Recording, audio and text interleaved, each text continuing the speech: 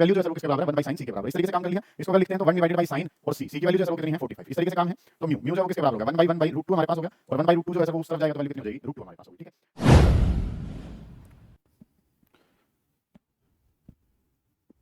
चलिए तो काम जो है वो आपने क्या करना है, सारे बच्चे ध्यान से समझेंगे। लास्ट टाइम हम किसको डिस्कस कर लिया था हमने बात करी थी किसके बारे में, magnetic effect of electric current के क्वेश्चन में करवा चुका आपको।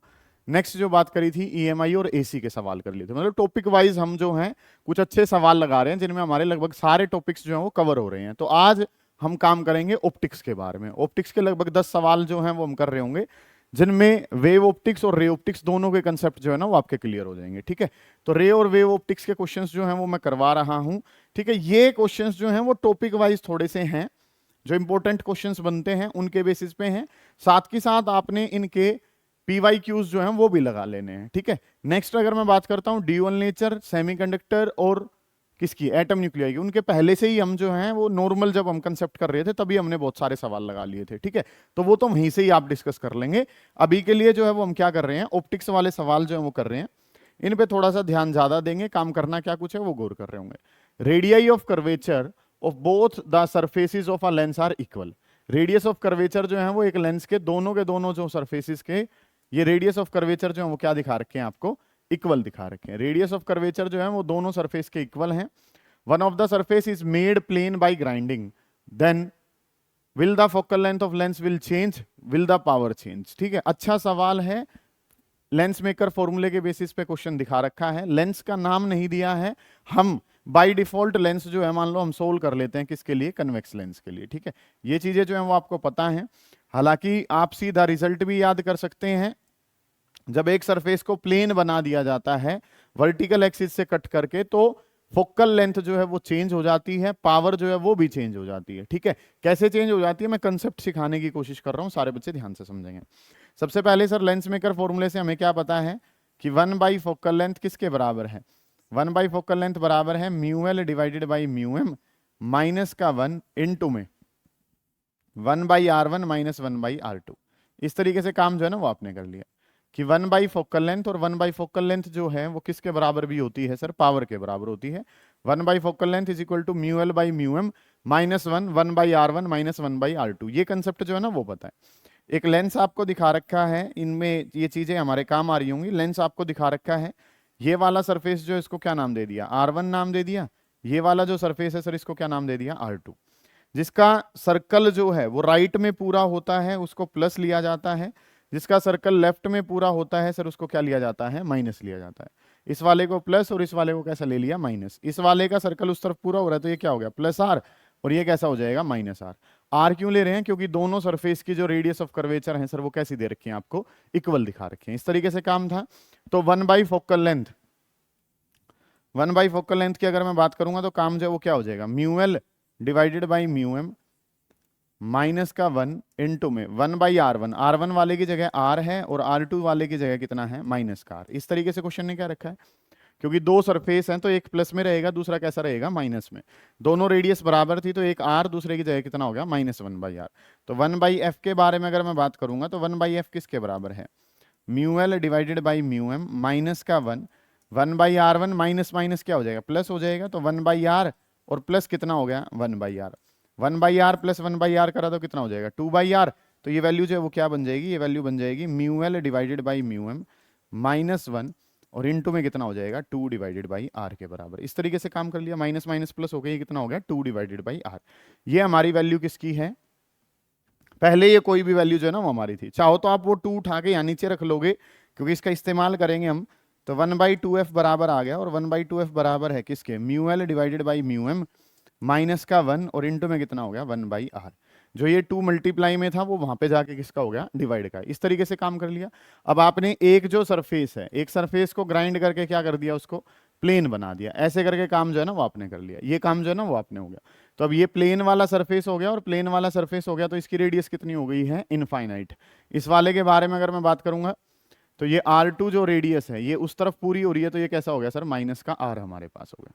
ये वाली इनफाइनाइट होगी, ये वाली माइनस का R हमारे पास होगी। 1 by focal length new focal length अगर मैं बताना चाहता हूं तो काम जो वो क्या करना है, mu L divided by mu M minus का 1 1/r1 की जगह कितना है 1/इनफाइनाइट माइनस ऑफ माइनस का r हमारे पास हो गया। समथिंग बाई इनफाइनाइट जो है सर वो किसके बराबर है 0 के, कि 1/फोकल लेंथ, और 1/फोकल लेंथ अगर मैं बताता हूँ mu L by mu M minus 1/r1 की जगह इनफाइनाइट, और ये इस तरीके से हो गया। तो नई वाली फोकल लेंथ बतानी है सर, तो mu L minus mu M minus 1 into में कितना हो गया 1/r, और ये वैल्यू जो है सर ये पता है हमें, ये वैल्यू किसके बराबर है 1/2f के। तो नए वाली फोकल लेंथ किसके बराबर है 2f के। तो नए वाली पावर बतानी है, तो नई वाली पावर किसके बराबर है p/2 के। नए वाली फोकल लेंथ किसके बराबर है 2f के बराबर है, और नई वाली पावर जो है वो आधी हो जाएगी, क्योंकि फोकल लेंथ डबल करेंगे तो पावर और फोकल लेंथ तो इनवर्स रिलेशन में होते हैं। ये चीजें जो है ना वो आपको पता होनी चाहिए। कोई बात ऐसी जो आपको ना समझ में आ रही हो उसको पूछें, ठीक है। ये काम जो ऐसे आपने करना था, मतलब बेसिक एक काम जो है करवाने के पीछे कारण कि आपको ये लेंस मेकर फॉर्मूला पता हो, आप साइन कन्वेंशन जो है वो कैसे लेते हैं वो आपको पता हो, और जब एक सरफेस को प्लेन कर दिया जाता है तो उसकी रेडियस जो है वो क्या हो जाती है इनफाइनाइट हो जाती है। ये बातें जो हैं वो आपको पता होनी चाहिए, इस वजह से ये सवाल जो है वो आपको करवाया गया है, ठीक है। आपको ये सवाल जो है वो पता होना चाहिए। नेक्स्ट जो क्वेश्चन है उसके बारे में अगर हम बात करें तो चीजें जो है सर वो क्या करनी है। नेक्स्ट क्वेश्चन देखें, ये वाला टाइप इंपॉर्टेंट हो जाता है क्योंकि यहाँ पे कंसेप्ट एक हम नया यूज कर रहे होते हैं, ठीक है। इस वजह से ये क्वेश्चन इंपॉर्टेंट है, सुने ध्यान से। Beam of light converges at point P, एक बीम जो है वो जाके किसी पॉइंट पे कन्वर्ज हो रहा है।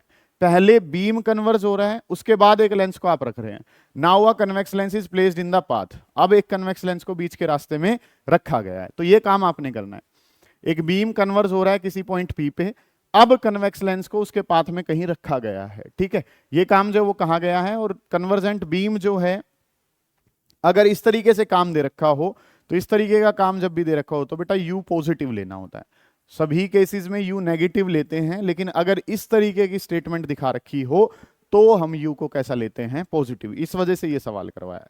क्वेश्चन को देखना कैसे है कि लाइट कन्वर्ज हो रही है किसी पी पॉइंट पे जाके, और अब एक कन्वेक्स लेंस को आपने इसके रास्ते में कहीं रख दिया है, तब जाके ये काम जो है ना वो हो रहा है। Placed in the path of convergent beam at 15 centimetre from P, ठीक है। काम जो है वो क्या कर दिया गया है कि ये ऑब्जेक्ट का काम करेगा, और ऑब्जेक्ट का अगर ये काम कर रहा है तो ऑब्जेक्ट का काम कर रहा है तो ये लेंस से कितनी दूरी पे है 15 सेंटीमीटर पे, ठीक है। तो 15 सेंटीमीटर पे ये जो लेंस है वो आपने रख दिया था, तो u की वैल्यू +15 है। क्वेश्चन करवाया ही किस लिए जा रहे हैं, इसलिए कि u इस केस में कैसा रहेगा पॉजिटिव रहेगा। u इस केस में पॉजिटिव क्यों रहेगा, क्योंकि बीम पहले कन्वर्ज हो रहा है वहां पे, अब जाके लेंस को यहां रख दिया, तो ये जो पॉइंट है ये कहां पे है राइट पे, और राइट वाले डिस्टेंस जो है सर वो कैसे लिए जाते हैं पॉजिटिव लिए जाते हैं। ये बात आपको पता है, तो यू पता चल गया +15 है, और इमेज जो है वो बतानी है जब फोकल लेंथ किसके बराबर है 10, और कन्वेक्स की फोकल लेंथ कैसी होती है पॉजिटिव होती है। नॉर्मली कन्वेक्स की फोकल लेंथ कैसी होती है पॉजिटिव। यूजिंग लेंस फॉर्मूला, क्योंकि लेंस दे रखा है, यूजिंग लेंस फॉर्मूला। अब आपको क्या पता हो, लेंस फॉर्मूला पता हो। अब लेंस फॉर्मूला हमें पता है, तो लेंस फॉर्मूले के बेसिस पे अगर मैं बात करूं तो काम क्या हो जाएगा 1/f is equals to 1/v minus 1/u। इस तरीके का प्रोजेक्ट आपके पास चलता है, ठीक है।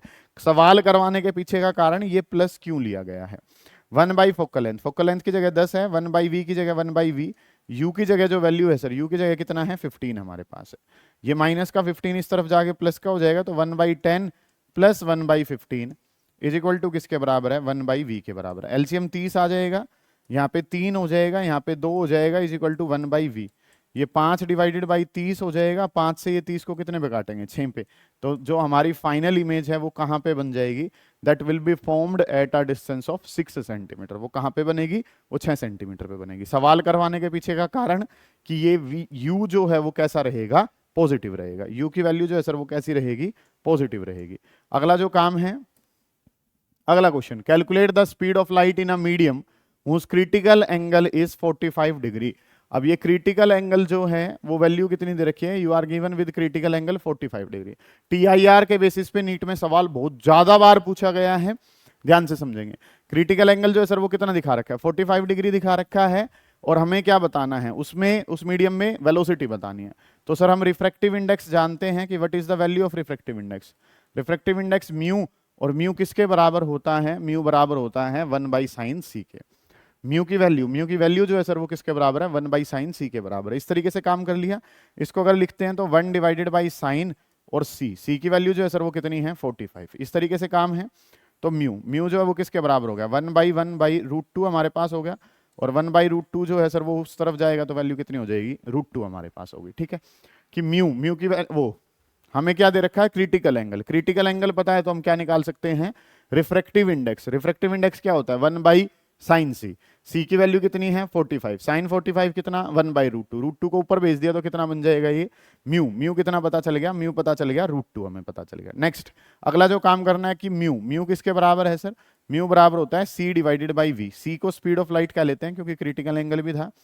म्यू क्या होता है, c speed of light divided by velocity. समझ आ रही है ये बातें आपको, कि mu is equal to 1/sin c होता है म्यू को speed of light divided by velocity. Mu mu कितना आया है हमारा, √2 is equals to 3 into 10⁸ divided by कितना हो जाएगा v। v को ऊपर भेज दूंगा तो ये क्या हो जाएगा, 3 इंटू 10⁸ डिवाइडेड बाई कितना हो गया √2। और ये आंसर जो है सर, ये आंसर किस में आ जाएगा, मीटर पर सेकंड में। आंसर किस में आ जाएगा, मीटर पर सेकंड में। फिर उसने पूछा है आपसे आगे क्या कह रखा है कि does critical angle for a given pair depend upon wavelength. बिल्कुल डिपेंड करता है सर, क्रिटिकल एंगल पे जो है वो क्या वेवलेंथ पे डिपेंड करता है, बिल्कुल, क्योंकि म्यू इनवर्सली प्रोपोर्शनल किसके है, साइन सी के, और म्यू इनवर्सली प्रोपोर्शनल किसके भी होता है, वेवलेंथ के भी। तो क्रिटिकल एंगल जो है वो वेवलेंथ पे डिपेंड करता है, ये बात पक्की है। ठीक है, तो इस तरीके से आपको क्रिटिकल एंगल दिखा रखा है। क्रिटिकल एंगल से मैं क्या निकाल लूंगा, क्रिटिकल एंगल से वैल्यू निकल जाएगी म्यू की, म्यू से आंसर किसका आ जाएगा, speed of light in that medium आ जाएगा। ये काम जो वो हो जाएगा। नेक्स्ट जो चीजें हैं, अगली जो बातें हैं उन पे अगर ध्यान दें तो अगला जो काम है सर वो क्या कह रखा है, पढ़ें ध्यान से। क्वेश्चन ने क्या कहा है, A ray of light incident normally on one face of a right isosceles prism is totally reflected as shown in figure. What must be the minimum value of refractive index? Give relevant calculations. अच्छा, आपको जो है वो question दिखाने में दिक्कत हो गई है थोड़ी सी, फिगर नहीं बनाई गई है। फिगर मैं बना देता हूँ एक बार आपके लिए। ठीक है, क्वेश्चन जो है वो क्या दिखा रखा होगा,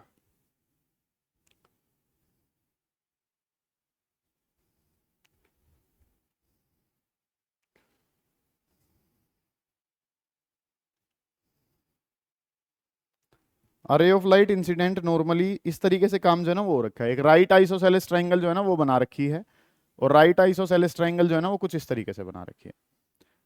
ये एक राइट आइसोसेलेस ट्रायंगल है, इस फेस पे इस तरीके से लाइट आ रही है, और इस तरीके से लाइट आके ये इस तरीके से जो है वो निकल जा रही है। ठीक है, ये काम जो ये क्वेश्चन ने कहा है कि रे ऑफ लाइट जो है इस तरीके से डली, और रे ऑफ लाइट जो है वो इस तरीके से डली है, तो रिफ्रैक्टिव इंडेक्स के बारे में काम जो है ना वो आपने करके देना है कि रिफ्रैक्टिव इंडेक्स वाली चीजें जो है सर वो कैसी बनेंगी। सुनेंगे ध्यान से, एक बार देखें क्वेश्चन जो है वो क्या कुछ करना है आपने। ध्यान दें कि सवाल में चीजें जो है वो आपने क्या कुछ करनी है, कि ray of light incident normally on one face, एक फेस पे रे ऑफ लाइट को डाल दिया, नॉर्मली आपने डाला, और वो टोटली रिफ्लेक्ट जो है ना वो हो गई है। आपने बताना है मिनिमम रिफ्रैक्टिव इंडेक्स मीडियम का क्या रहे, उसके बारे में काम करना है। तो सर अगर हम बात करते हैं तो इस वाले फेस पे इस तरीके से अगर मैं ये परपेंडिकुलर ड्रॉ करूं, ठीक है, तो ये कौन सी रे थी, इंसिडेंस रे हमारे पास है, और ये जो है ये सर हमारे पास कौन सी है, नॉर्मल रे हमारे पास है। ठीक है, इंसिडेंस और नॉर्मल रे के बीच में अगर इस वाले एंगल के बारे में बात करेंगे बेटा, तो ये एंगल कितना होगा बताओ, 45 डिग्री का हो गया, क्योंकि आइसोसेलेस है, ये राइट एंगल की वजह से 90, आइसोसेलेस थी तो दो साइड बराबर थी, तो ये एंगल कितना 45, ये भी एंगल कितना 45, ये 45 तो ये भी कितना 45, नॉर्मल था तो ये वाला एंगल जो है ये भी कितना हो गया 45 डिग्री। तो एंगल ऑफ इंसिडेंस जो है वो किसके बराबर आ गया, एंगल ऑफ इंसिडेंस जो है वो 45 डिग्री के बराबर है। और ये इस पे क्या कर जाता है, मतलब कि एंगल ऑफ इंसिडेंस जो है must be greater than critical angle, इस तरीके से काम है।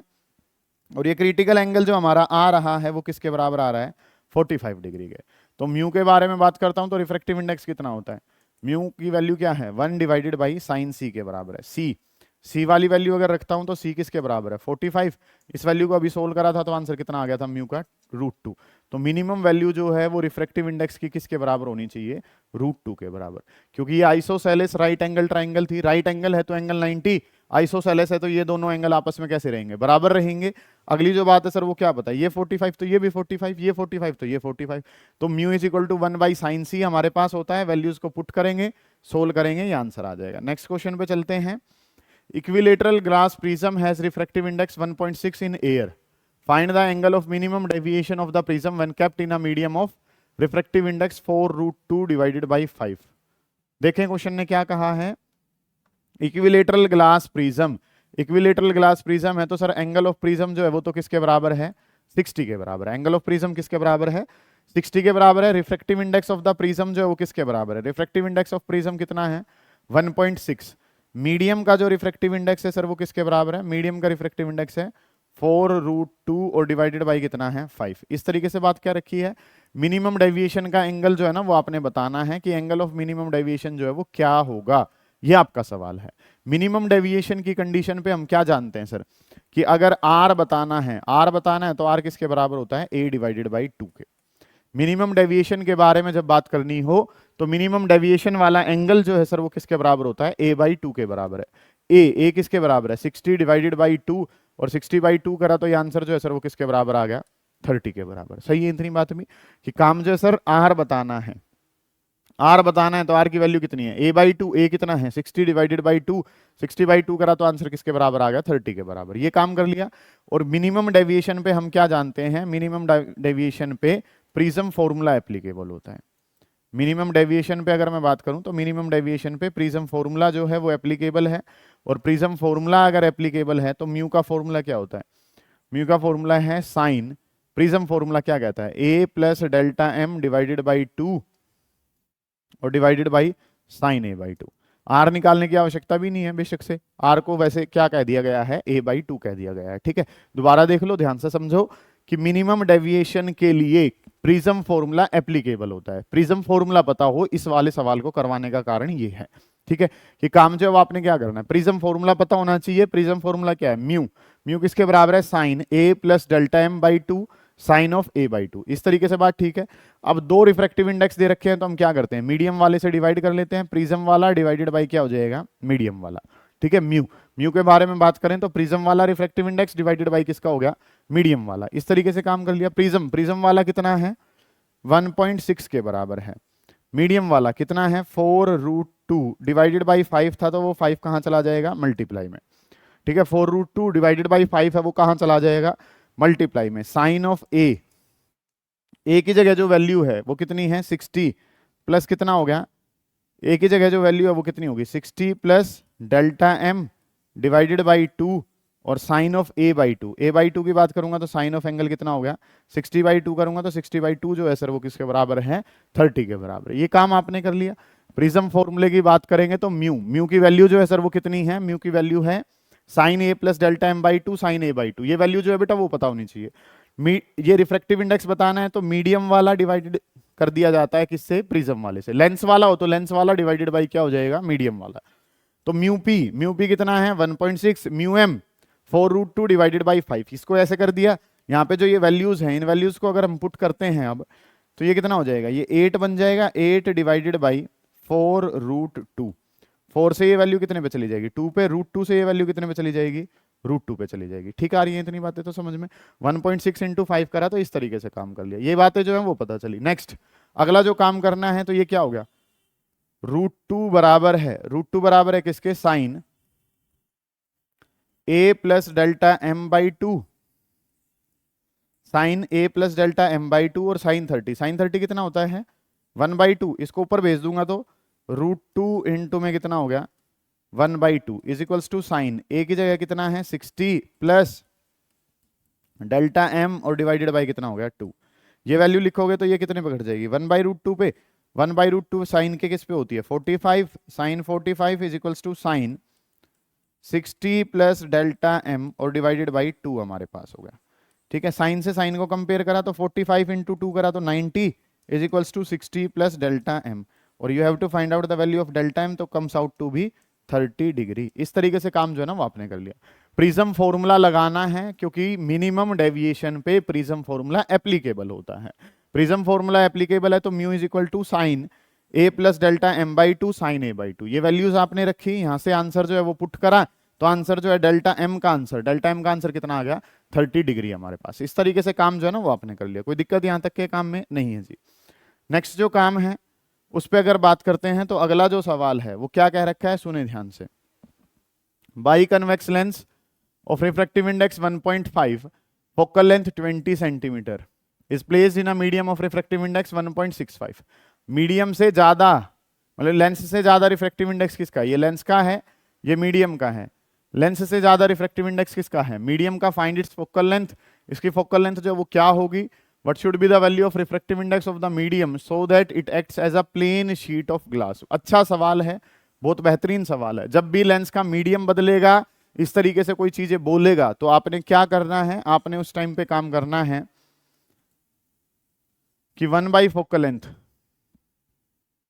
सबसे पहले तो एक केस दे रखा है कि लेंस का रिफ्रैक्टिव इंडेक्स कितना है? 1.5। फिर लेंस का जो मीडियम जो है, मीडियम का रिफ्रैक्टिव इंडेक्स, पहले जब एयर में था, दो केस लेके चलने पड़ेंगे। एक बार जब लेंस को किस में रखा गया है? एयर में। एक बार जो लेंस है वो कहां रख दिया गया है? किसी मीडियम में रख दिया गया है। दो केसेस लेके आपने चलना है। बहुत बेहतरीन सवाल है, ध्यान से समझें कि एक बार लेंस जो है वो एयर में है, एयर में है तो मीडियम का रिफ्रैक्टिव इंडेक्स 1 है। लेंस जो है उसका रिफ्रैक्टिव इंडेक्स कितना है? 1.5। और जब उसको मीडियम में रखा गया तो वहां पे रिफ्रैक्टिव इंडेक्स जो है सर वो कितना है? 1.65 है। एक बार रिफ्रैक्टिव इंडेक्स 1.5, एक बार रिफ्रैक्टिव इंडेक्स 1.65। जब वो एयर में है, by convex lens having focal length this, कि जब वो एयर में है तो उस टाइम पे उसकी फोकल लेंथ कितनी है? 20 सेंटीमीटर। जब वो इस मीडियम में चला जाता है तो बताइए कि फोकल लेंथ क्या हो जाएगी? ऐसा सवाल ने पूछा है आपसे कि जब आपने एक लेंस की फोकल लेंथ कितनी है? 20 सेंटीमीटर। कोई नॉर्मल फोकल लेंथ दे रखी होती है, इसका मतलब वो एयर में दे रखी है। एयर में फोकल लेंथ पता है। अब जो काम है, आप किसी मीडियम में चले गए जहां पे रिफ्रैक्टिव इंडेक्स कितना है? 1.65। वहां पे फोकल लेंथ बताओ। तो 1 बाई फोकल लेंथ के बारे में अगर मैं बात करूं तो 1 बाई फोकल लेंथ क्या है? Mu L divided by mu M -1 into में 1 by R1 minus 1 by R2। हालांकि R1 और R2 जो है उनको भी हम चेंज करके लिख सकते हैं क्योंकि बाई कन्वेक्स लेंस है। बाकी हम ऐसे भी चला देंगे, कोई दिक्कत नहीं है। फोकल लेंथ की जगह 20 है, लेंस की जगह 1.5 -1 इंटू में 1 बाई R1 माइनस का 1 बाई R2। इस तरीके से चीजें आपको पता है। नेक्स्ट 1 बाई 20, ये 0.5 बचेगा। 0.5 यहां से नीचे आएगा तो क्या बनाएगा? 10 बना देगा। तो 1 बाई 10 और ये क्या रह जाएगा? 1 बाई R1 माइनस का 1 बाई R2। इस तरीके से प्रोजेक्ट जो है ना सर वो हमने बना लिया। इस इक्वेशन को क्या नाम दे दिया? इक्वेशन नंबर 1 नाम दे दिया। ठीक है, कि काम जो वो क्या कर लिया? 1 बाई 20 को इस तरीके से सोल्व करा, ये बन गया। अब इस वाले मीडियम में बात करूंगा तो 1 बाई फोकल लेंथ n। नई वाली फोकल लेंथ बतानी है तो क्या हो जाएगा? Mu L minus mu M minus का 1, और 1 by R1 minus 1 by R2 की जगह लिखूं तो वो वैल्यू किसके बराबर है? 1 बाई 10 के बराबर है। वो वैल्यू तो सेम ही रहेगी ना। लेंस के रेडियस ऑफ कर्वेचर तो मीडियम में जाएगा तो भी क्या रहेगा? सेम। फोकल लेंथ नए वाली बतानी है। लेंस वाला रिफ्रैक्टिव इंडेक्स 1.5, मीडियम वाला 1.65 माइनस का 1 इंटू में कितना हो गया? 1 बाई 10 के बराबर। इस वाली वैल्यू को अगर मैं लिखता हूं तो 1.65, इसको माइनस करा यहां पे तो ये कितना रह जाएगा? माइनस का 0.15 इंटू में कितना हो गया? 1 बाई 10 मेरे पास होगा। इस वैल्यू को अगर मैं सोल्व करता हूं तो 15 से ये कितने पे? 11 पे कैंसिल हो जाएगा। ठीक है, 11 पे कैंसिल करा तो ये आंसर कितना होगा? -1 बाई 110। इतना चेंज हो जाएगा। फोकल लेंथ जो है सर वो कितनी होगी? माइनस का 110 सेंटीमीटर। माइनस का मतलब पहली बात तो उसका नेचर बदल गया, ये बात तो हमें पता ही है कि लेंस से ज्यादा रिफ्रैक्टिव इंडेक्स में अगर रखा जाता है तो नेचर बदल जाता है। पहले वो कन्वर्जिंग था, वो कैसा हो गया? डाइवर्जिंग। अगर प्लेन शीट की तरह काम करना है तो मीडियम का refractive index should be equal to lens का रिफ्रैक्टिव इंडेक्स। एक लेंस प्लेन शीट की तरह काम करने लग जाता है कब? जब उस लेंस का रिफ्रैक्टिव इंडेक्स मीडियम के बराबर हो जाता है। तो मीडियम का रिफ्रैक्टिव इंडेक्स पूछा गया है जब वो प्लेन शीट की तरह काम करे। तो दोनों रिफ्रैक्टिव इंडेक्स अगर बराबर हो जाते हैं तो ये काम जो है वो आपका चल जाता है। समझ आ गई ये बात आपको? डन है यहां तक का प्रोजेक्ट ये? ठीक है, ये काम जो है वो आपने कर लिया। नेक्स्ट अगर आगे बढ़ते हैं, अगला जो सवाल है उस पर अगर काम करें तो वो चीजें जो है वो सर क्या हो जाएंगे? पढ़ें ध्यान से। कंपाउंड माइक्रोस्कोप ऑप्टिकल इंस्ट्रूमेंट्स के बेसिस पे क्वेश्चन है। ठीक है, रेयर है पूछा जाए बट फिर भी एक टाइप जो है वो कर लेते हैं। सुनिए ध्यान से। Compound microscope uses an objective focal length 40 centimetre. Objective की जो फोकल लेंथ है सर वो कितनी दे रखी है? 4 सेंटीमीटर। आईपीस है जिसकी फोकल लेंथ कितनी है? 10 सेंटीमीटर। ऑब्जेक्ट जो है वो 6 सेंटीमीटर पे प्लेस्ड है ऑब्जेक्टिव से। ठीक है, calculate the magnifying power of the compound microscope, calculate the length of microscope. ठीक है, काम जो है वो आपने क्या करना है? सुनिए ध्यान से। एक कंपाउंड माइक्रोस्कोप के बारे में अगर हम बात करें तो इस तरीके से एक कंपाउंड माइक्रोस्कोप का स्ट्रक्चर हम लेते हैं। ये ऑब्जेक्टिव है जिसके सामने एक ऑब्जेक्ट को रखा तो उसने इसकी इमेज जो है वो यहां बना देनी होती है। पहले इसकी बात कर लेते हैं कि इसकी जो फोकल लेंथ है वो कितनी है? 4। इसके सामने एक ऑब्जेक्ट को रख दिया और ऑब्जेक्ट को कहां रख दिया? 6 पे रख दिया। तो फोकल लेंथ तो प्लस है और यू जो है वो लेफ्ट वाइट रख रखा है तो ये कैसा रहेगा? माइनस। आपने ऑब्जेक्टिव लेंस जो है वो बना लिया है, उसके बेसिस पे ये चीज पढ़ रहे हो। तो हमें क्या पता है, लेंस का formula 1/FO is equal to 1/VO minus का 1/UO। ऑब्जेक्टिव के लिए काम कर लिए, ठीक है। एक लेंस था जिसकी फोकल लेंथ कितनी दे रखी है आपको, 4 सेंटीमीटर। ऑब्जेक्ट कितने पे रख रखा है, 6 पे। लेफ्ट में रख रखा है तो कैसा हो गया, माइनस का, कि 1/F is equal to 1/V minus 1/U। Objective के लिए है तो OO लगा लिया आपने। F फोकल लेंथ कितना दे रखा है, 4 दे रखा है, 1/V। V की जो वैल्यू है सर वो किसके बराबर है, V की वैल्यू जो है वो निकालनी है। U वाली वैल्यू जो है सर वो कितनी है, माइनस का 6 है। इसको यहाँ पे ले आऊंगा तो ये काम जो है वो क्या बन जाएगा, 1/4। यहाँ पे ये प्लस हो गया तो यहाँ पे जाके minus is equals to 1/VO हमारे पास। एलसीएम लूंगा सर 24, 6 माइनस कितना हो जाएगा 4 इज इक्वल्स टू कितना हो गया 1/V0। 2 तो 12 बन जाएगा। तो V0 कितना पता चल गया, V0 पता चल गया 12 सेंटीमीटर। तो इसने इसकी इमेज जो है वो कहाँ बना दी, इसने इसकी इमेज बना दी 12 सेंटीमीटर पे। ओके रिपोर्ट है ये काम तो सही है। अब इसके सामने क्या रखा होता है, इसके सामने ऐसे करके क्या रखा है, ये आई पीस रखा है, और आई पीस वाले की जो फोकल लेंथ है वो क्वेश्चन ने दे रखी है, that is given to you as 10 centimetre. इसकी फोकल लेंथ कितनी है, 10 सेंटीमीटर है। अब हमें क्या पता है कि फाइनल जो इमेज बनती है वो कहां बनती है, least distance of distinct vision पे बनती है। एफ ई पता है, एफ ई कितनी पता है 10 सेंटीमीटर। इमेज पता है कि ये इमेज कहां बनाता है, 25 सेंटीमीटर पे बनाता है, ठीक है। आई पीस जो इमेज बनाता है वो कहां बनाता है, least distance of distinct vision पे। इसके लेफ्ट में बनती है, लेफ्ट में बनती है तो कैसा हो गया माइनस का। तो क्या निकाल लो, यूई निकाल लो। तो 1/FE 10, 1/VE माइनस का 25, माइनस ऊपर ही ले लिया था, और माइनस का 1/UE। इस तरीके से काम हो गया। इसको प्लस में ले आऊंगा तो 1/10 प्लस 1/25 इज इक्वल्स टू, ये प्लस में था उस तरफ जाके, ये कितना हो गया माइनस का UE हमारे पास हो गया। एलसीएम लिया तो एलसीएम कितना आ जाएगा 50, यहाँ पे कितना हो गया 5, और यहाँ पे कितना हो गया 2 इज इक्वल्स टू माइनस का 1/UE आपके पास होगा। मानते हो आप इतनी बातों को, ठीक है। इस तरीके से चीजें जो है ना वो आपने करनी है। फोकल लेंथ इसकी 10 है, इसकी फाइनल इमेज कहाँ बनती है 25 पे। बनती भी इस तरफ है, इस तरफ बनती है, ये आपने देख रखा है। इस तरफ बनती है तो सर वो कैसी ली जाएगी, नेगेटिव ली जाएगी। तो UE की वैल्यू जो है वो कितनी आ गई, UE जो है सर वो आंसर आ गया माइनस का 50 डिवाइडेड बाई 7 सेंटीमीटर। चलो जी सर, यहाँ पे ये जो डिस्टेंस आया ये कितना आ गया 50 डिवाइडेड बाई 7 सेंटीमीटर, ठीक है। और फाइनल इमेज तो कहाँ बन रही है, वो तो इनफाइनाइट पे बनी रही थी। सबसे पहले आपसे पूछा गया है लेंथ ऑफ माइक्रोस्कोप, इस माइक्रोस्कोप की लेंथ बता दो। तो ये 12 जमा 50/7, ये तो क्या हो जाएगी लेंथ ऑफ माइक्रोस्कोप। जितना दोनों लेंस के बीच में डिस्टेंस होता है वो क्या होता है लेंथ ऑफ माइक्रोस्कोप। तो 12 प्लस 50/7, ठीक है। इसको सोल्व करें तो ये कितना आ जाएगा 19.1 लिख देते हैं, ठीक है। ये 7 पॉइंट समथिंग रहेगा, तो 19.1 जो है वो हमने बना लिया। समझ आ गई ये बात आपको। लेंथ ऑफ माइक्रोस्कोप का मतलब है दोनों लेंस के बीच की दूरी। दोनों लेंस के बीच की दूरी कितनी है सर, ये वैल्यू है, सही है। अब मैग्नीफाइंग पावर बतानी है, बताओ क्या होती है मैग्नीफाइंग पावर। मैग्नीफाइंग पावर इस केस में होती है माइनस का VO UO और 1 प्लस D/FE। ये फॉर्मूला हमारे पास होता है। क्या होता है माइनस का VO divided by UO 1 plus D/FE। ये आंसर जो है ना वो होता है VO कितना निकाला है तुमने 12 के बराबर निकाला है, -12। UO कितना है, UO बराबर है सर 6 के बराबर, ठीक है जी। इस तरीके से काम है। 1 प्लस D की जगह कितना है 25 सेंटीमीटर, FE कितना था 10 सेंटीमीटर। इस वैल्यू को पुट कर दिया, सोल्व कर दिया, क्या आ जाएगा आंसर। डायग्राम बनाना अगर आता है तो डिवाइस तो खेल खत्म है, ठीक है। जो दे रखा है सर, ये वाला दे रखा था, इसमें एक चीज मिसिंग थी वो निकाल ली, इसकी भी 2 पता थी, एक मिसिंग थी वो निकाल ली, लेंस के बीच की दूरी पता कर ली, और मैग्नीफाइंग पावर का फॉर्मूला सीधा पता था, वहां पे वैल्यू पुट करी, सोल्व करा, आंसर आपके पास आ जाएगा। इस तरीके से चीजें जो है ना वो आपने लगानी है। समझ आ रही है ये बातें आपको, इस काम को आप कर लोगे। नेक्स्ट अगर हम बात करें तो अब वेव ऑप्टिक्स के बेसिस पे सवाल जो है ना वो मैं आपको करवा रहा हूँ, ठीक है। इन पे थोड़ा सा ध्यान देना है आपने कि वेव ऑप्टिक्स वाले सवाल जो है सर वो कुछ किस तरीके से चलेंगे। ध्यान दें कि क्वेश्चन जो है वो आपको क्या कह रहा है, in the diffraction due to single slit. Wave optics में सिंगल स्लिट डाइफ्रैक्शन पैटर्न पे क्वेश्चन जो है वो पूछा है कि स्लिट अपर्चर को बेटा किससे लिखा जाता है, स्मॉल a से लिखा जाता है। सिंगल स्लिट वाले में a से लिखते हैं। तो a जो है सर वो कितना गिवन है 3 mm, mm का मतलब 10 की पावर -3, और ये आंसर किस में हो गया मीटर में। If monochromatic light of wavelength 620 nanometre, wavelength जो है वो सर कितनी दे रखी है 620 नैनो का मतलब 10 की पावर -9, और ये आंसर किस में है मीटर में। Incident normally on the slit, calculate the separation between the first order minima and third order maxima. First order का तो क्या है मिनिमा है, और थर्ड ऑर्डर का क्या है मैक्सिमा है।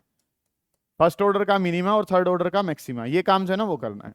तो yn की वैल्यू मिनिमा के लिए आंसर होता है n lambda d divided by कितना, स्मॉल है, मिनिमम के लिए। ये इंटरफेरेंस में मैक्सिमम होता है, यहाँ पे ये क्या होता है, मिनिमम होता है। ठीक है, थर्ड ऑर्डर मैक्सिमा के लिए आंसर जो है सर वो पता हो। सवाल करवाने के पीछे का कारण ही है कि ये पोजीशन पता हो, इससे भारी सवाल आता ही नहीं है यहाँ पे। डाइफ्रैक्शन के बस ये फॉर्मूले पता है तो सवाल उड़ा दोगे तुम। काम जो वो क्या करना है, फर्स्ट ऑर्डर मिनिमा का मतलब n lambda d divided by a।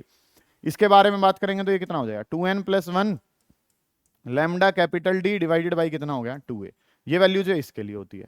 ठीक है, अगर मैं बात करूं तो इंटरफेरेंस के लिए अपोजिट हो जाते हैं और बीच में माइनस लग जाता है यहाँ पे। ठीक है, तो n लैम्डा पहले वाला लेना है तो ये कितना हो जाएगा, lambda capital D divided by कितना हो गया, स्मॉल a, क्योंकि n की जगह कितना कहा है क्वेश्चन ने, फर्स्ट।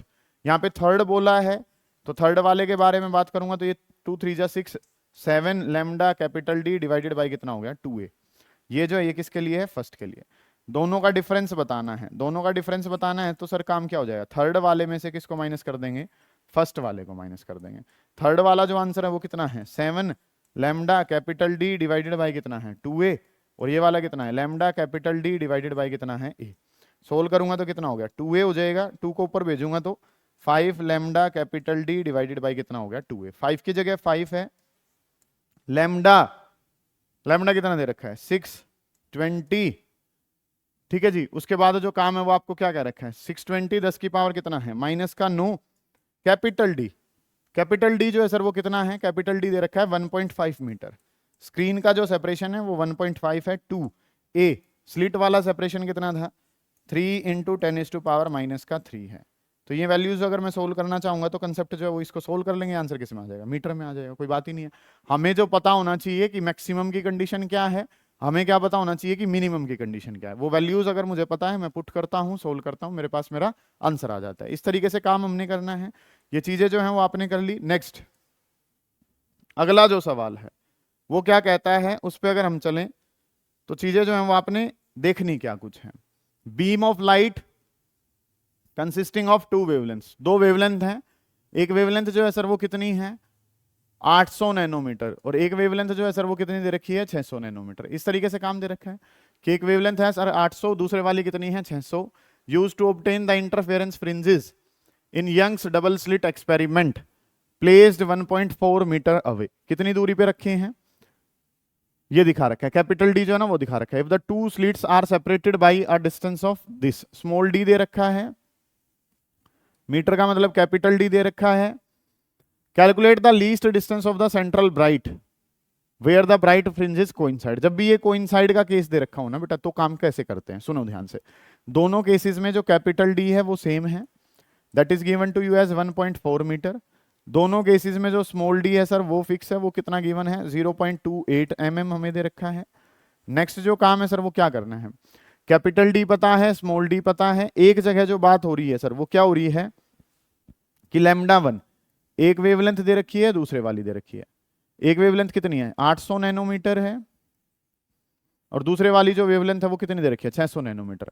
अब सवाल जो है उसको अगर समझें कि सर फ्रिंज विड्थ जो है, फ्रिंज विड्थ के बारे में अगर मैं बात करूं तो फ्रिंज विड्थ बराबर होती है lambda capital D divided by small d। तो जितनी ज्यादा वेवलेंथ होगी उतनी मोटी क्या रहेगी, फ्रिंज विड्थ रहेगी। इसके लिए जो फ्रिंज विड्थ है वो चौड़ी रहेगी, इसके लिए थोड़ी सी क्या रहेगी, उसकी विड्थ कम रहेगी। ठीक है, अब दोनों को बराबर करना है तो इसके जो नंबर हैं वो कम और इसके नंबर जो है वो क्या होना चाहिए, ज्यादा।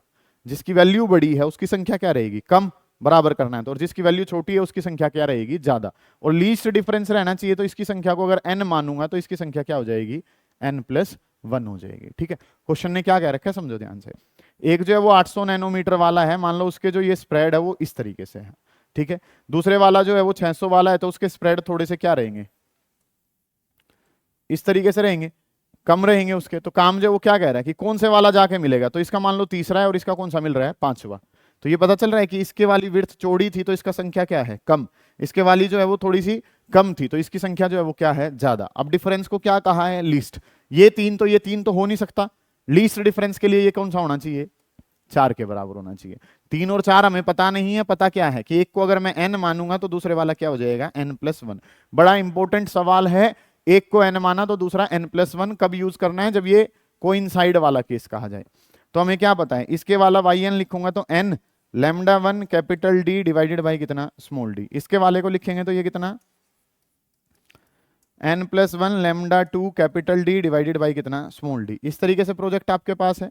काम क्या करना है सर, कैपिटल डी से कैपिटल डी, स्मॉल डी से स्मॉल डी। ये काम कर लिया। एन, एन की वैल्यू तो एन ही है, लैम्डा 1 एक 800 नैनोमीटर है, नैनो का मतलब 10 की पावर माइनस का 9।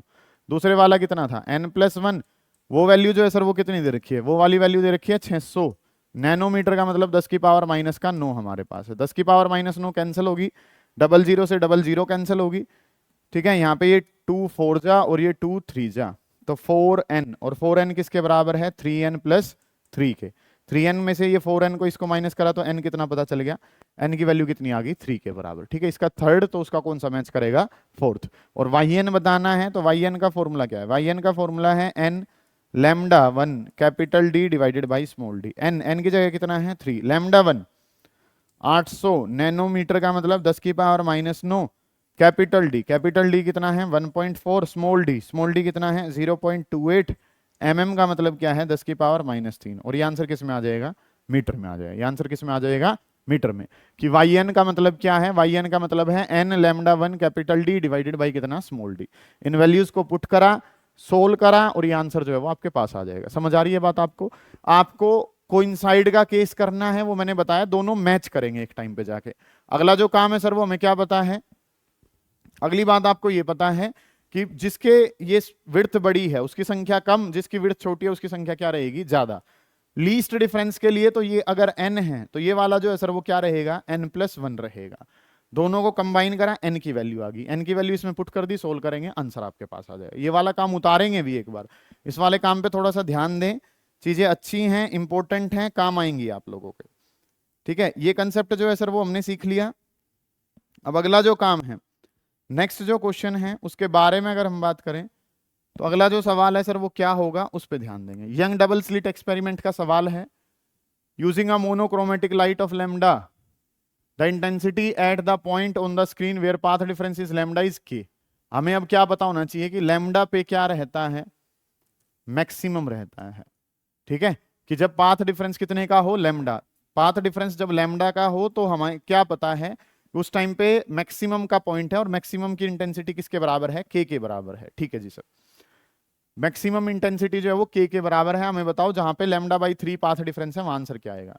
तो सॉल्यूशन अगर हम इसका करते हैं तो हमें क्या पता है कि रिजल्टेंट इंटेंसिटी का फॉर्मूला जो है सर वो पता है, और रिजल्टेंट इंटेंसिटी का फॉर्मूला क्या पता है, 4i cos square phi divided by 2।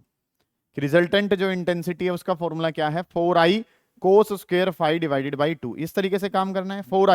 4i maximum की इंटेंसिटी होती है, 4i जो इंटेंसिटी है वो हमें पता है सर वो मैक्सिमम की इंटेंसिटी है। और मैक्सिमम वाली इंटेंसिटी को क्वेश्चन क्या कह रहा है, मैक्सिमम वाली इंटेंसिटी को क्वेश्चन कह रहा है कि के मान के सोल्व कर दो। तो जहां पे 4i लिखा है सर वहां पे क्या लिख सकता हूं मैं, 4i की जगह मैं लिख सकता हूं के इंटू में cos square phi divided by 2। Resultant intensity बताओ, resultant intensity 4i cos square phi by 2। 4i जो है उसकी जगह क्या लिख दिया, के कोस स्क्वायर फाई बाई 2। इस तरीके से काम आपने कर लिया। आपने काम करना है लैम्डा बाई 3 के लिए, लैम्डा बाई 3 के लिए काम जो है वो करके देना है। तो काम जो है सर वो हमारे पास क्या है, इस तरीके से हमारे पास एक कंसेप्ट था जिसमें ये जो वैल्यू है वो कितनी है, लैम्डा, लैम्डा के कोरस्पॉन्डिंग जो एंगल है वो कितना है, 2 पाई के बराबर है। लैम्डा के कोरस्पॉन्डिंग एंगल जो है वो कितना है, 2 पाई। तो अगर मैं बात करूं तो लैम्डा जो है वो आता है किसके लिए, आता है 2 पाई के लिए।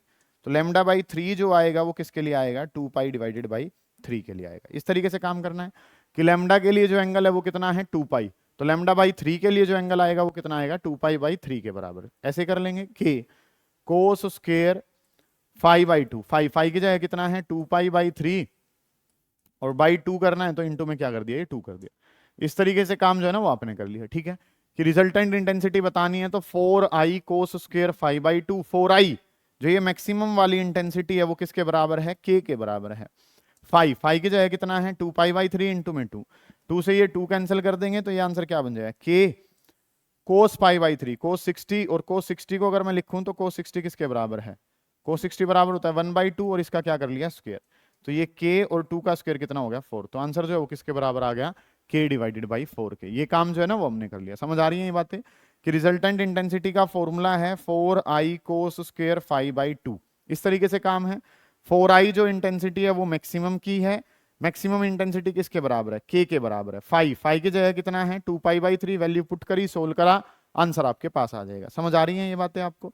इस तरीके से काम जो है वो आपने करना है। ये 10 सवाल हमने किसके लगाए हैं? ऑप्टिक्स के, जिसमें हमने मेन जो है वो रिजल्टेंट इंटेंसिटी का फॉर्मूला निकालना वो कर लिया, इंटरफेरेंस वाले फॉर्मूले जो हैं वो देख लिए, डाइफ्रैक्शन वाले फॉर्मूले देख लिए, टोटल इंटरनल रिफ्लेक्शन देख लिया, ऑप्टिकल इंस्ट्रूमेंट कर लिया, मिनिमम डेविएशन कर लिया, लेंस मेकर फॉर्मूले के बेसिस पे सवाल कर लिए, लेंस फॉर्मूले के बेसिस पे सवाल कर लिए। जो मेन कंसेप्ट है वो सारे के सारे इनमें कवर हो रहे हैं। ठीक है, अब आगे अगर मैं बात करता हूं किसके बारे में, ड्यूअल नेचर के बहुत सारे पीवाईक्यूज जो है वो मैं करवा चुका हूं, वहीं से ही सवाल बनता है। उसमें दो इंपॉर्टेंट टॉपिक हैं, या तो कौन सा है, डी ब्रोगली हाइपोथेसिस या फिर photo electric effect. Next atom nuclei के भी बहुत सारे सवाल कर लिए थे, सेमीकंडक्टर के क्वेश्चन भी करे हैं, फिर लॉजिक गेट्स के बहुत सारे सवाल करवाए हैं।